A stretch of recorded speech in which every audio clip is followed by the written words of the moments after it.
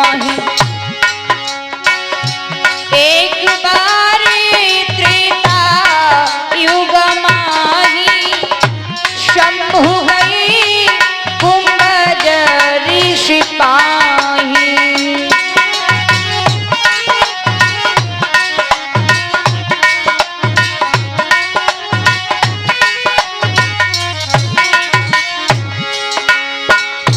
संग सती जग जननी भवानी पूजे गुरु अखिलेश्वर जानी।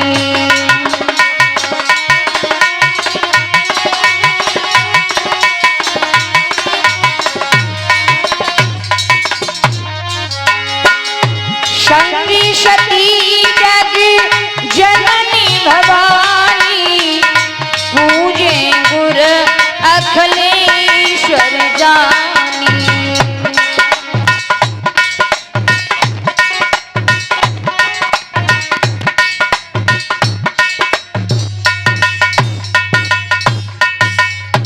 संग सती जग जननी भवानी यानी बाबा के साथ मैया गई। कुंभज ऋषि ने भोले बाबा को आते देखा, खड़े होकर उन्हें प्रणाम किया। जब बाबा को प्रणाम किया साथ में सती मैया थी, उन्हें भी प्रणाम किया। प्यारे प्यारे हो। और जैसे ही कुंभज ऋषि ने मैया को भी प्रणाम किया, अब तो मैया के सर पे आए के अहंकार को ढक्कन लग गया। और प्यारे हो, एक बात बताऊं, सम्मान हजम करने के लिए भी बहुत कुछ होना चाहिए।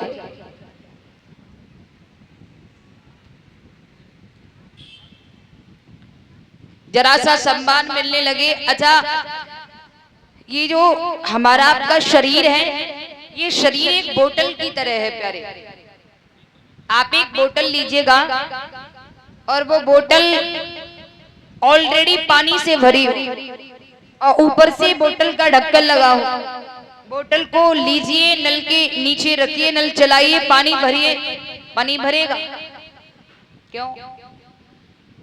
क्योंकि ढक्कन लगा है। और प्यारे, मैंने मान लिया कि ढक्कन भी खुला है, ऑलरेडी बोतल भरी हुई है, फिर आप चलाइए, नल भरिए, पानी भरेगा क्या?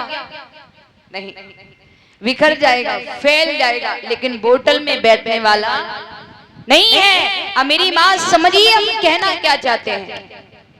ऐसे ही जो हमारा आपका जो शरीर है ना, इस मनुष्य रूपी शरीर में ये भी एक बोतल की तरह है। और ये मनुष्य का शरीर भी विकारों से भरा है, विकारों से, दूसरों की ईर्ष्या देशों से, काम क्रोध लोभ मोह से, है ना, ईर्ष्या द्वेषों से भरा हुआ है।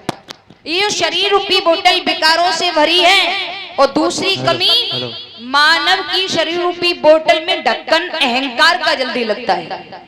प्यारे, पहले तो ये शरीर रूपी बोतल विकारों से भरी है, ऊपर से उसमें ढक्कन और लग गया, किसका? अहंकार का। अब अहंकार का ढक्कन आपके सर पर लगा हुआ है। पांडाल में आइए, आपको विद्वान वक्ता कथावाचक कितनी भी कोशिश करे कि वो अपनी वाणी के द्वारा अपनी वाणी के द्वारा आपके कानों से होता हुआ आपके हृदय में कुछ प्रसाद दे दे, क्या दे सकता है? नहीं, क्योंकि आपके ऑलरेडी अहंकार रूपी ढक्कन लगा हुआ है। प्यारे, और मैंने मान लिया कि अहंकार रूपी ढक्कन भी हटा हुआ है, ऑलरेडी बोतल जो है वो विकारों से भरी है।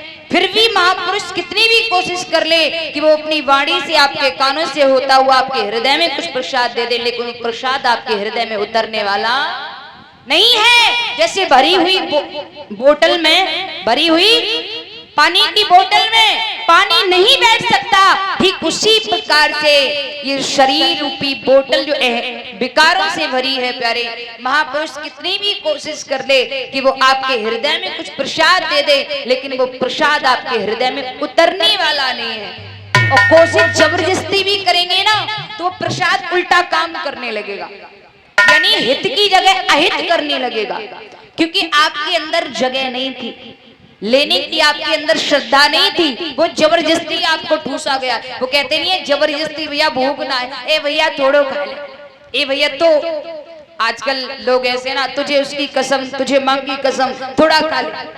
अब वो थोड़ा खा लेता, फिर एक और खा ले। अब ज्यादा खिलाएगा फिर गड़बड़ तो हो ही जाएगा। क्यों?